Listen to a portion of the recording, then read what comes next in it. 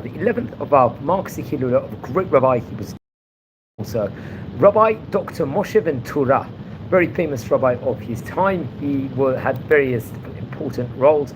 I believe he was chief rabbi of the Jews of Alexandria between the years 1938 to 1948. He was an educator, he was a philosopher, and he was also a Zionist activist, also in the various different realms. Also, let's explore a few of the highlights of the famous rabbi's life. Now, he was born in the year 1892 in Izmir, was part of the Ottoman Empire in that specific day, and he came from the Ventura family.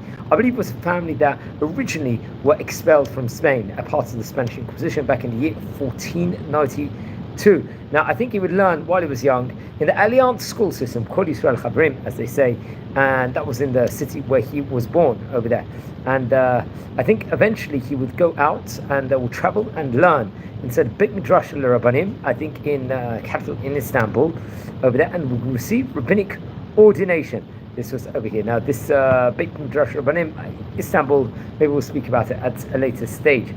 And I think at a point in time there was First World War, while he was maybe just received his ordination. He was drafted as an officer in the Ottoman army and sent as part of duties to Baghdad, and where he was stationed until the surrender of the Ottoman army. After the end of the war, he remained in Baghdad for 3 more years, during which he would become a Hebrew teacher at a local school, and also work in Zionism. He was an activist inside the community. Now, when he was in Baghdad, he composed and published, I believe, a modern 4-part textbook that was connected to Hebrew over there. He would embark on this project, let's just say, over there, and in Ivrit, I think, modern Hebrew, that would be his idea. And I think it was called Ivrit, but Ivrit. This was in 1990, in modern Hebrew. This was divided into 4 different sections over here. I think this book happened to have been, and became part of, let's say, the communities and schooling institutions, respectively. He had various different interests within regards to the secular sphere, let's just say, academic sphere. For example, I think he would learn various different parts of various different things. I think he pediology, and he wrote various different textbooks in that point in time, most of them Hebrew textbooks, and some would be talking about Jewish thought and Judaism in some of his books also. After the 3-year period in Baghdad, he would move on to Beirut, where he took over the local Talmud Torah over there. This was, let's say, his important role. This was in Lebanon, talking about various different rabbis that had prominent positions in Lebanon. Yesterday he would be the Menahel over there. I think he would be the manager of this Talmud Torah, and would bring about more Zionistic ideas at that point in time. Zionism was absolutely, let's say, was really talked about a very, very high amount at that stage in time. Now, come what the year 1922, shortly after this, he would go to learn in Paris, and he would learn various different secular subjects over there he would embark on. I think psychology and philosophy at the Sorbonne. I think it was he would study pediology also at the city's Pediological Institute. He excelled in his studies and completed a doctorate at that specific university, and did the dissertation on the philosophy of Rabbi Sadia Gaon, one of the famous rabbis, Rabbi Sadia ben Yosef Al-Fumi Gaon, a rabbi who spoke about on various occasions, one of the great Babylonian geniuses he happened to have been, and he was head of yeshiva in Baghdad, respectively. Rabbi Sadia Gaon was. I think his work was published in 1934, and he would actually publish another book in French. This was, I think, on actually the same year. Happened to be. He would, I think it was called the Hachla'am V'Torat Aristo Al-Pi HaKuzari. This was, I think this was, there was a translation, I think, mostly in various different languages. There was, he authored several books for learning Hebrew for French speakers, and was editor, let's just say, of Jewish youth newspaper called Eliakim. I think he was fluent in several languages. Rabbi Ventura was, especially in Hebrew, in French, Arabic, Ottoman, Turkish, German, Ladino, and English. Now, come with the year 1937, he was invited to Alexandria to serve as the chief rabbi of the Jewish community over there. An important project he instituted, I think, as a rabbi of the community, was the establishment of Maimonides Jewish High School in the city, where he educated students. And I think one of the students, most famously, was a man named Eli Cohen, one of the most famous people who actually spoke about in a video. He was an Israeli spy for the Mossad who operated in Syria later on and was known as one of Israel's greatest spies, and was the story was highly documented about what happened to him afterwards, how he was executed at the end, died at Kiddush Hashem, but he was a very, very important and great person in modern Jewish history, without a doubt. In his role in Alexandria community, he would lead, strengthen, Zionism at that stage in time, strengthen Jewish national idea in his community, and was working in the field of education, especially in Hebrew studies. In his view, Jewish national revival, Zionism, was an integral part of the overall, revival process of the peoples of the East, and therefore he spoke about the need for cooperation between various different Semitic peoples, and in particular with various other people, to have maybe dialogue with other groups, other nations, and other religions. And he would give various different speeches in Alexandria during, I think, the time period of the Second World War. And it was later collected in a specific book, if I'm not mistaken, over there. I'm not sure the name of the book, but we'll touch on it a bit at the end. I think it was between 1939 to 1945 this book was. Maybe Anachnu B'Tikvat, I think it was the name of the book. And he would also bring about various other books, I think, to do with other important topics, especially on the ethics of the fathers, Pirkei Avot, as we say. He would embark on a project within regards to that book.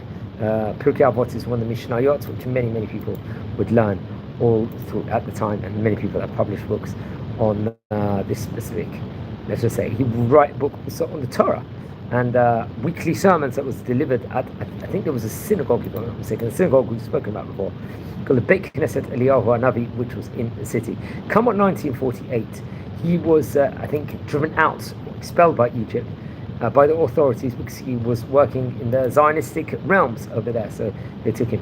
There was he would learn in yeshiva, I think, in a yeshiva university in America, or he would possibly teach there, I believe, at that specific point in time. That was remember we spoke about yeshiva university. Many Sephardi rabbis would actually come in during the 1900s at different stages in time, so he definitely is another one of them.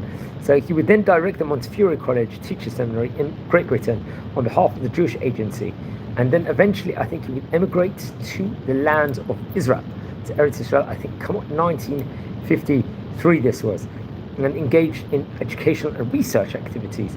But he directed the Torah Institution, I think, Kfar Saba. Then he would settle in Jerusalem. He taught Jewish philosophy at Bar Ilan University and continued Torah and research activities. Come with the early 1960s, he was reported over to have been offered the position as a Sephardic chief rabbi in Tel Aviv, but declined the offer.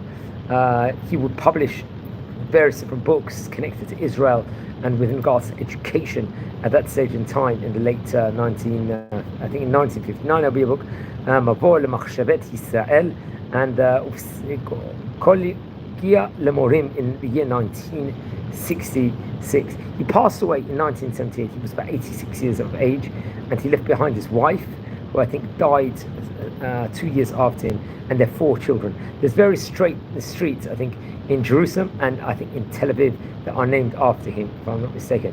So he was a famous rabbi of his time. Let's explore some of the books again. The Shiurim LeShabbat Al Yirma. This was one that I think printed in 1941 in Alexandria. Shiurim LeShabbat Al Pirkei Avot. This was in 1943. Once again in Alexandria. Shiurim LeShabbat Al Mishle, the book of Proverbs, in Tafshin Gimel. Shiurim LeShabbat Al Tehillim. This is Alexandria in 1946. There was other books, Mavor Lemachshavet Yisrael in 1959, and I think Rabbi Moshe Ventura. There was Kitzur Mishnah Torah, the Rambam, in 2 volumes in 1961. That was printed actually in Tel Aviv, and there would be I think a couple of other philosophical books that was actually named, I think, Machshavet Yisrael and Physiologia Lemorim. That was printed in 1967, 1966, respectively, in order that we spoke about.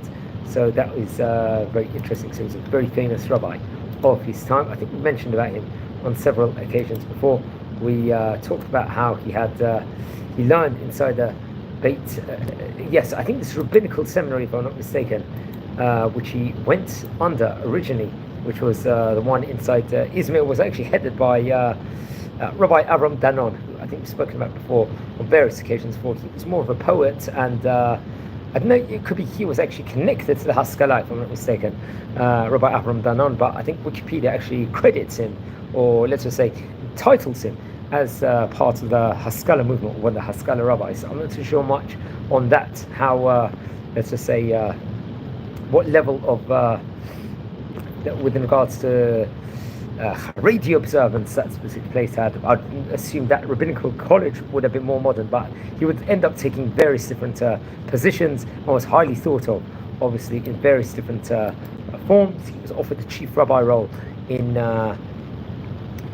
also in Tel Aviv at one stage in time, which he didn't take. He was rabbi in Lebanon. He was studying in France. He was in a university over there.